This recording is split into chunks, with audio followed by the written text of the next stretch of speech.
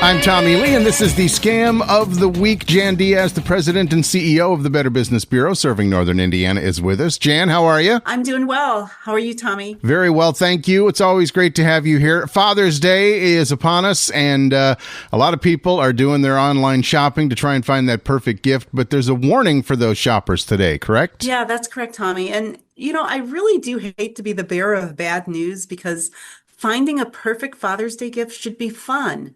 But scammers love holidays like this when people are busy and they're shopping at the last minute and they're looking for a good deal. And that's exactly what these scammers are counting on. And I imagine that people don't spend a whole lot of time researching when they find something that looks perfect. Yeah, that's right. And when you're excited and the holiday is right around the corner, the temptation is to just click buy and move on. And the scammers know that.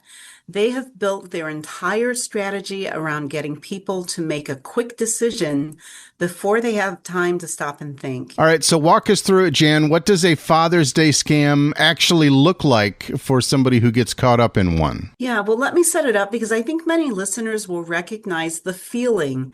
So picture someone sitting on the couch after dinner, half relaxing, half panic shopping, like we all do, trying to figure out what to get their dad. And then it is on the internet. It could be a beautiful tool set or a brand name grill marked down by 70 or 80%.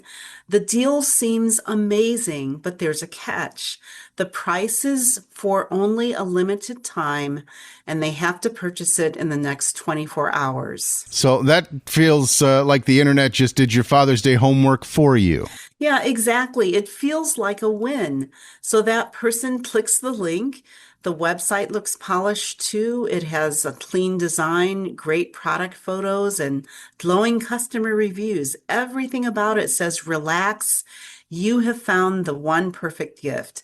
So the person types in their payment information, they hit confirm, and they think that they're done shopping. And that Father's Day gift is checked off their to-do list. And that feeling of relief is real. My dad's impossible to shop for. I have definitely been there. Yeah, that feeling of relief is very real. And that's exactly when the shift happens. The confirmation email never arrives, or the confirmation email looks a little off. It has an odd looking font or strange formatting, or a link that goes nowhere. Shipping updates stop making sense, and days might go by, and then the shopper goes back to check the website, but now the website is gone. Wait a second. So the whole website just disappears? Yeah, it's gone. The entire business presence vanishes overnight. And here's the part that really gets people. In many cases, the scammer has already launched a brand new website under a completely different business name. It's the same scam, but it's a deal on a new internet storefront. So unfortunately, one person reported on our scam tracker that they spent $98 on a Father's Day tool set. And the next morning, the website had already disappeared, and the shopper later learned that the payment had gone out to an individual and not to a real company. Well, that's a gut punch, especially when the whole point was to do something nice for somebody you love. Yeah, it's so disappointing. And Father's Day scams are not limited to physical gifts anymore. Experience gifts are a growing market for scams as well. So someone purchases what looks like a great Father's Day trip, like a weekend getaway or an all-inclusive package, and then the person discovers the reservation does not actually exist, or the fine print is full of blackout dates, hidden fees, and restrictions that make the experience basically unusable. So what started off as a thoughtful surprise turns into a stressful mess. Yes, at exactly the worst possible moment. All right, Jan, what do shoppers need to keep in mind? Give us the checklist to avoid this. Yeah, I want to share 4 tips that are simple enough to remember even if you're shopping on your phone at 10 o'clock at night before Father's Day with one eye open. So first, research the business before you buy anything. Look up the company name on BBB.org, read real customer reviews from independent sources, and then just check how long the business has been around. You'd be surprised. A quick search can reveal a lot in about 2 minutes. And those 2 minutes are totally worth it if it saves somebody $98 or saves dad from getting a screenshot of a gift instead of an actual gift. Yeah, absolutely worth it. And second, just check the website address before entering any payment information. A secure website will start with HTTPS, and it's going to show a small lock icon in the address bar. And it's usually in the upper left-hand corner, and that lock icon is a basic security signal. But if the lock icon alone, it doesn't guarantee that the business is legitimate, so combine that with the research. But if the lock icon is missing entirely, it's a red flag and you want to pay attention to it. So again, we're looking for the lock icon and the HTTPS for a secure website. Yep, that's right, Tommy. And third, read the fine print before you purchase any experience gift.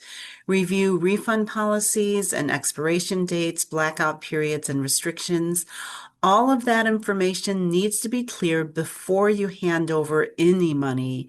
If the fine print is vague or if it's hidden or basically impossible to find, that situation tells you something important about how that business operates, and you might not want to do business with them. Absolutely, and that's where the little surprises like to hide, and those are not the fun kind of surprises. Yeah, every single time. And lastly, the fourth tip is to pay with a credit card whenever you can. Credit cards offer much stronger protection for disputes than debit cards do, as well as payment apps or wire transfers. So if something goes wrong with a credit card purchase, you might have a real path toward getting your money back. And with other payment methods, that path is much harder to obtain. Those 4 steps are completely doable. They're very easy, even when you're shopping in a hurry. So what should somebody do if they're listening right now and the story about the disappearing website maybe sounded a little too familiar? Yeah, first, act quickly. Scammers are professionals, and these Father Day scams are specifically designed to catch people during a happy, generous moment, and anyone can get caught off guard.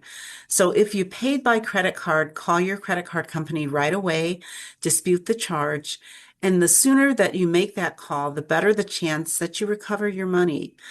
Then report the Father's Day scam to BBB Scam Tracker. You can go to bbb.org/scam tracker to do that. And reporting it does a couple of things. It warns other shoppers who might make the same purchase, and it also gives investigators the patterns that they need to track these scammers down. So your experience shared in a report can help protect a lot of people. And if you shared any personal or financial information during the purchase, don't panic. Just keep a close eye on your bank accounts and credit activities in the weeks that follow. Identity thieves sometimes use these shopping scams as a doorway to bigger problems. Absolutely. So the message is act fast, dispute the charge, report it, and stay watchful. That response plan gives people back a sense of control. Yeah, and that's the goal, because nobody should feel stuck or helpless after a scam. Support is always available, and reporting the scam helps to stop the cycle for everyone. All right, Jan, as always, this has been very helpful, especially right now when everybody is in full Father's Day shopping mode, bouncing between gift ideas, trying to beat the clock, and on the lookout for the best deal. I feel like the listeners just got themselves a very timely heads up, as always, and we appreciate you. We'll talk again next week on the Scam of the Week. Sounds great. Thanks again, Tommy. Podcasts by Federated Media.